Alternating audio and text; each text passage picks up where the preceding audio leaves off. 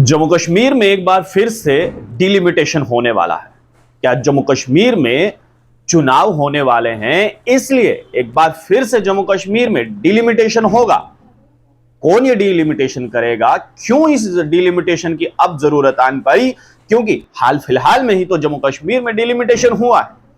दरअसल एक जानकारी के मुताबिक आपको हम बता दें कि जम्मू कश्मीर में अर्बन लोकल बॉडीज का जो टाइम पीरियड है वह अक्टूबर से नवंबर के बीच में समाप्त हो जाएगा, जिसके बाद अर्बन लोकल बॉडीज की चुनावी प्रक्रिया शुरू कर दी जाएगी। लेकिन उससे पहले आपको हम बता दें कि जम्मू कश्मीर में जितने भी अर्बन लोकल बॉडीज के वार्ड हैं, उन वार्ड्स का डिलिमिटेशन किया जाएगा। इससे पहले की अगर मैं बात करूं तो जम्मू कश्मीर में विधानसभा की सीट्स का डिलिमिटेशन हुआ था, लेकिन वही प्रक्रिया जो है अब अर्बन लोकल बॉडीज में जो है वो डाल दी जाएगी।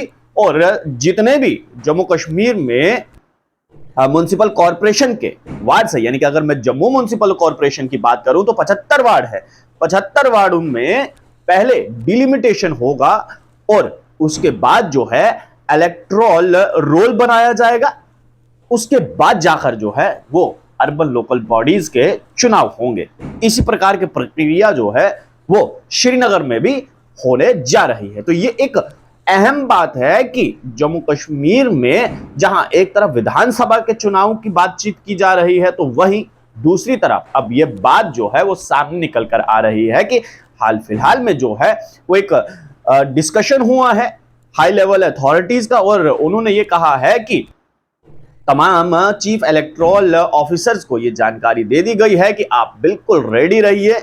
अर्बन लोकल बॉडीज के चुनाव जो हैं या तो इस साल के अंत तक या फिर अगले साल के पहले महीने में या दूसरे में कभी भी किसी भी समय हो सकता है। और अब आपको हम ये बताते हैं कि डिलिमिटेशन जम्मू कश्मीर में हुआ विधानसभा का, वार्ड्स में जब डिलिमिटेशन होगा तो वार्ड्स की शेप बदल जाएगी, वोट जो है वो तब्दील हो जाएंगे, यानी कि आधे वोट एक वार्ड के दूसरे में चले जाएंगे और दूसरे के हो सकता है कि तीसरे में चले जाएं। ये सब मुमकिन हो सकता है, या फिर यह भी हो सकता है कि डिलिमिटेशन के बाद 75 वार्डों से बढ़ाकर 80 वार्ड हो सकते हैं, या फिर कुछ ऐसा भी हो सकता है कि 75 के 74 भी हो सकते हैं। बहरहाल ये तो डिलिमिटेशन जब होगा वार्ड्स का, उसके बाद ही पता चलेगा कि डिलिमिटेशन में सही मायने में किस प्रकार की प्रक्रिया सामने निकल कर आ रही है। लेकिन एक बात तो तय है कि अब जम्मू कश्मीर में अर्बन लोकल बॉडीज के चुनाव जो हैं वो सबसे पहले होंगे, क्योंकि देखिए विधानसभा के चुनावों को लेकर तमाम राजनीतिक दल जो है वो बयान पर बयान दे रहे हैं कि अगर हालात सामान्य है जम्मू कश्मीर में तो विधानसभा के चुनाव क्यों नहीं हो पा रहे हैं। तो ऐसे में चुनाव तो हो रहे हैं लेकिन विधानसभा के नहीं, बल्कि अर्बन लोकल बॉडीज के चुनाव जो हैं वो नवंबर से दिसंबर या फिर जनवरी के बीच में कभी भी हो सकते हैं। उसकी प्रक्रिया जो है वो शुरू कर दी गई है। सबसे पहले डिलिमिटेशन किया जाएगा वार्ड्स का, और उसके बाद इलेक्टोरल रोल तैयार किया जाएगा, यानी कि किस वार्ड में कितना वोट है, कौन कौन एलिजिबल है वोटिंग के लिए, वो सब उसमें तय किया जाएगा। वो लिस्ट जो है वो जारी की जाएगी और उसके बाद जो है तमाम डीसीज को ये बता दिया गया है कि आपको सीईओ यानी कि चीफ इलेक्टोरल ऑफिसर्स के साथ मिलकर उनकी आपको हेल्प करनी है। वो डाटा जो है वो आपको देना है ताकि वो लिस्ट बनाकर जो है वो पब्लिश कर सकें, और उसके बाद अर्बन लोकल बॉडीज के जो होने वाले चुनाव हैं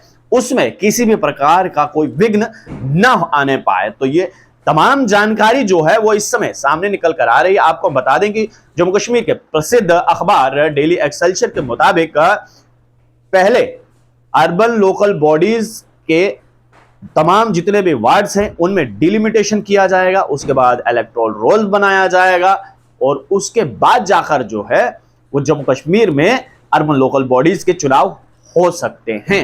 यानी कि आसान भाषा में कहें तो जम्मू को और श्रीनगर को हो सकता है आने वाले समय में एक नया मेयर मिलने वाला है। आप लोग देखते रहे स्ट्रेट टॉक्स। मुझे यानी देव ठाकुर को दीजिए इजाजत। धन्यवाद।